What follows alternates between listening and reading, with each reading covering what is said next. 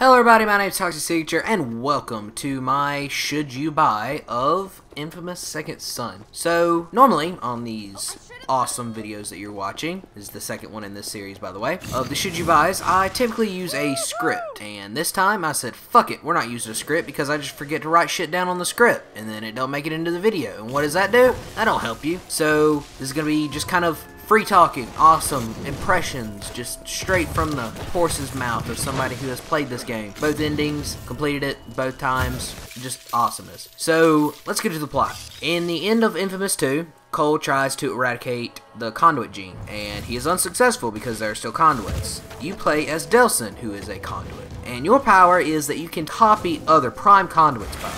And before you figured this out, there's this big military group called the DUP, and they're rounding up all the conduits because the normal people are afraid of what these conduits can do. Kind of understandable, but they're kind of going a little concentration camp on it, which is not the appropriate tactic. So they're rounding up all these conduits and putting them in Curtain K, which is this big conduit prison that pretty much suppresses their powers, and it's headed by this woman named Augustine, and she's a conduit herself. So one day, Delson is spray painting this billboard on the Indian reservation that he lives on, and this truck full of conduits crashes on the road near where he's at. So he runs to go see what's up, and there's this conduit there named Hank, and he has smoke powers. You grab him to pick him up, help him on his feet, and you copy his powers. So after that, you start randomly zipping around, and Delson does not know what the fuck is going on. Then Hank runs into this building, and you run in there. You try and,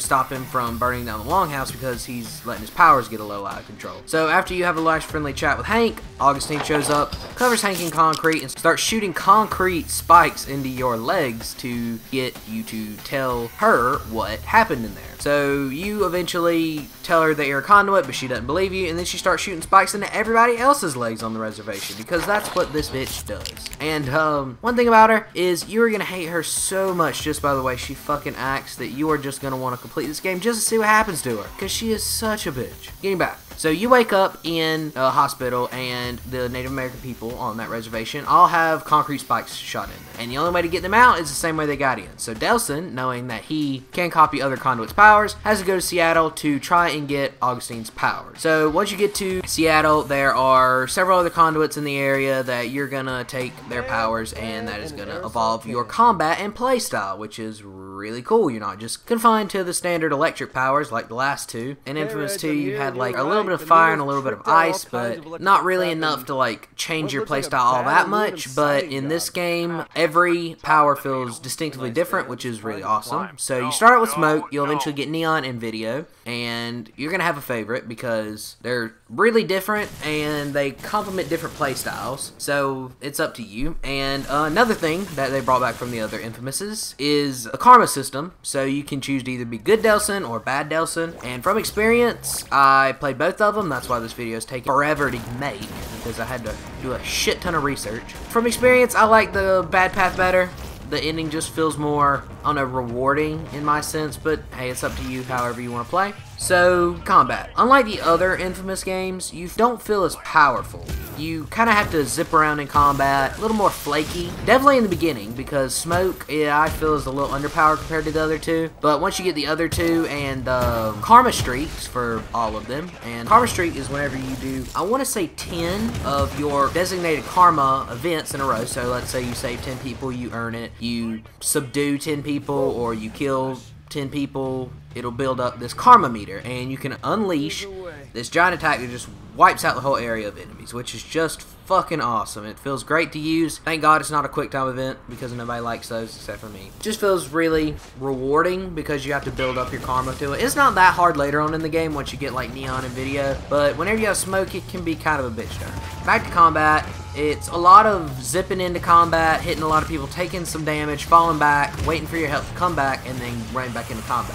Which can get a little annoying at times, but there's so many levels to this game that if you take too much damage, you can easily find a smoke grate to zip into, and then all of a sudden you're on the top of a building. Get your health back by draining some smoke out of that same vent, and then drop into combat. So you never really feel like you're just sitting around waiting for your health to come back, because at any moment you can drain your element that you're using at that time, and it can replenish your health. So After the story, you have some things to do. Standard, free roaming, side objectives like find this guy, hunt him down, kill him, which can get a little tedious at times because you're given a picture and the area that you can search can be very large or very small. So if you like finding people using nothing but a picture in half of Seattle, that's your thing, you're gonna like the side objectives. The side missions are cool because they kind of expand on the story at that time. So I'd suggest doing the side missions as they come up because you don't want to be like near the end of the game and doing side missions for the beginning. That's how I did my evil path, and it just kind of, I don't know, made the story a little lopsided, I'd guess. You kind of feel attached to the characters. There's a character death,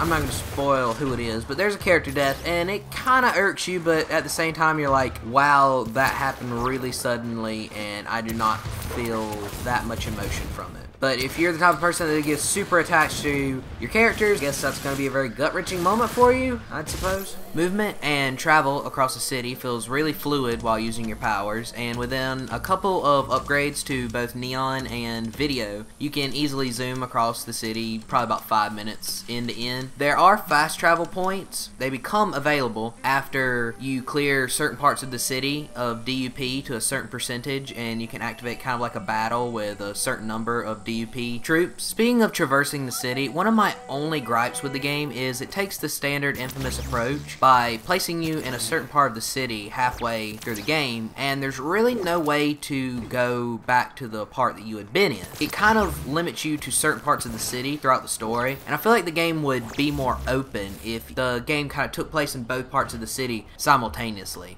The map feels smaller than it actually is at times, but that's pretty much my only gripe with the game. Seeing as this is a next-gen game and it's on a next-gen console, they had to throw in some sort of gimmicky motion control, 6-axis controller, PlayStation is the future gimmick. They did that in the form of the spray painting side objectives. Most people that I've talked to have said that it is kind of dumb, but I kind of like it. It just kind of takes a break from the normal playstyle of the game, and it's just like, hey, Delson is a tagger, this is what he does, and it kind of immerses you in the game a little bit more if you think about it.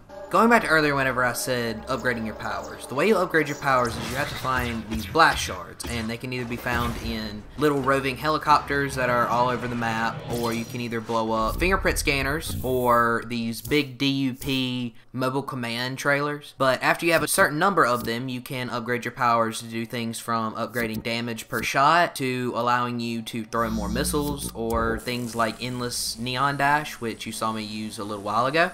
One good thing about all the upgrades is they each feel custom to each class, so you never feel like you're just buying the same upgrade for every single power. Each upgrade has weight to it, and it kind of makes you feel like that power is different from the others, which is kind of cool. For example, whenever you have Video, your missiles are the swords that can shoot out, so you can upgrade to shoot more swords at a time, have more shots with the sword, while Neon has this precise kind of charge shot. So you never feel like you're just using the same power over and over again. Going back to whenever I said you'd have your favorite, this is the reason. Each one is custom to a person's playstyle. For instance, Video shoots multiple shots per second, while Neon shoots one bolt, but it's a heavier bolt, and Smoke is kind of in the middle of them. So you just kind of have to take your pick. And unless the story makes you use a specific power, you're going to be using your favorite for most of it. My personal favorite was Video, so I just rolled around with the Video shots most of the time. But at certain points you need Smoke or Neon for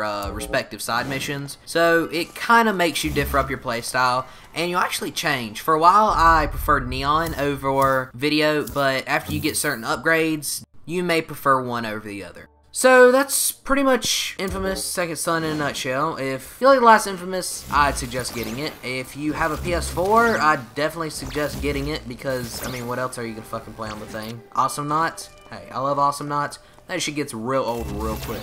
But yeah, if you have a PS4, you've probably already got this game by now because it's the only thing you've had to look forward to until the Order 1882 comes out. But if you're watching this and deciding, should I get a PS4 based on Infamous? That depends. If you like third-person free-roam games, probably. This is a pretty good one. The reviews have been kind of mixed from other people. I don't like using numbers, but yeah, I don't really know how to judge this game. Other people's critics, some people really liked it, some people didn't. Some people didn't like the new characters, some people did. So, it depends on your personal preference a lot in this game. I know that's kind of for every game, but this game in particular. So if this is the deciding factor you get a PS4, I'd probably say it's worth it. I've invested a lot of time and I've had a lot of fun with it, and if I hadn't already had a PS4, I'd probably get it for this game. So, my name's Toxic Signature. I love video games, and so should you. I love Infamous, and I'm sure you'll like it too. Everybody has their own opinion on video games, but my opinion on this one is it's a definite buy if you have a PS4, and it's a maybe buy if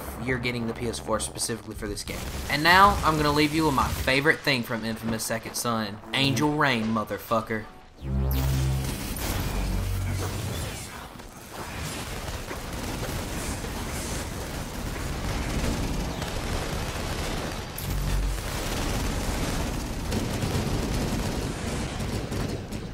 And as always, thanks for watching.